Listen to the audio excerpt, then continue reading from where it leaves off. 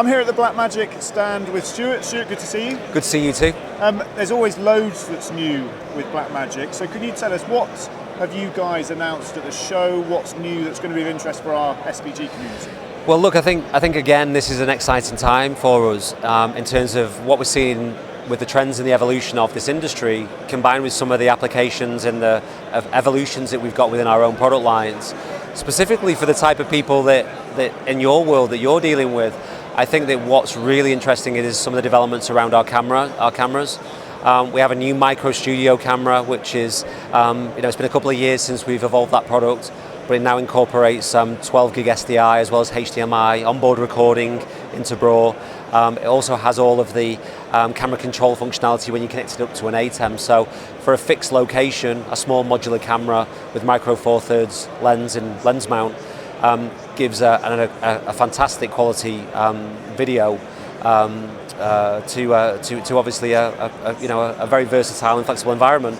So that really is a great intro into that smaller module way of working. But then we need to start to talk about the more, I suppose, the evolution of the ecosystem that we're working in today, and that is that how do we get content back to our editors quicker? How do we ensure that the quality of what we acquire is exceptional, but also we can turn things around in a much faster way?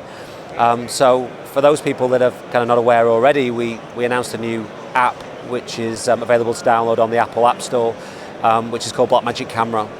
Now what this does is it takes this small device that lives in your pocket, this iPhone, and it turns it into a professional camera with all the functions and features that you would expect from one of our other Blackmagic cameras. Focus peaking, zebras, autofocus, all of the things that we need to produce a high quality video production. But that doesn't stop there, because we now then have to look at the relationship between what we acquire on that footage, on that phone, and how we take that into post.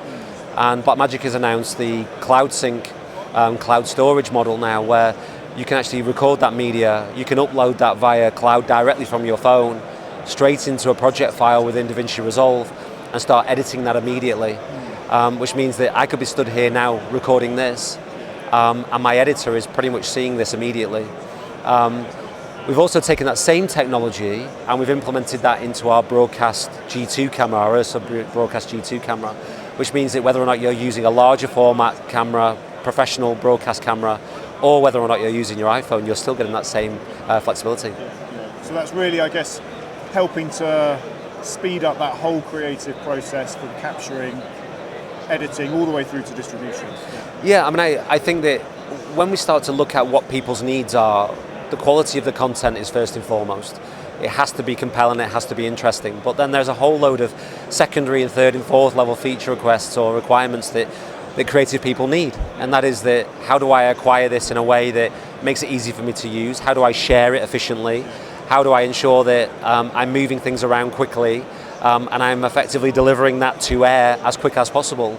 And I think that what we tried to do is address that with this process and with this app, and also within the broadcast G2 camera, to ensure that anybody who's working within DaVinci Resolve is able to turn that around and deliver that out in the best possible way as quick as possible.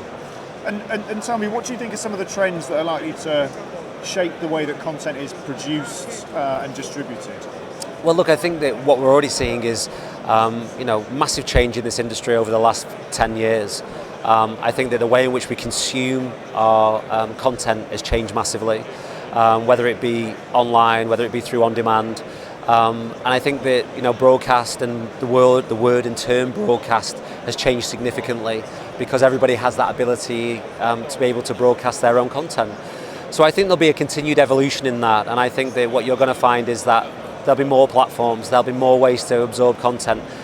And I think more importantly, the speed in which we expect content to come to us is going to get quicker. And I think that can only be a good thing, because it means that we're in touch with what's happening in the world in a more real-time environment, rather than expecting things to arrive with us much further down the line. And then just looking a little bit further ahead, what do you think are some of the challenges that the sports production community are going to face over the next 12 to 18 months? I think in terms of challenges, it's difficult to say. I mean, I think that the decisions that they're going to have to make is really around how they want their infrastructure to look moving forward. I think obviously there's a lot of people talking about cloud workflows. There's a lot of people talking about, do I lay optical fiber cables? Do I continue with SDI workflows? Do I work with, various different ways to link things together? I think that what I would say is that there's not a right or wrong way of doing things. I think that what you have to have as a content creator is a willingness to explore new avenues and to look at what really works best for you in a particular application. So wherever there's a challenge, inevitably there will be a solution. And I think that for us as a company, Blackmagic is trying to ensure that we kind of keep those options open. We're still heavily invested within our SDI workflows. We're working with SRT now across things like Web Presenter and Streaming Bridge.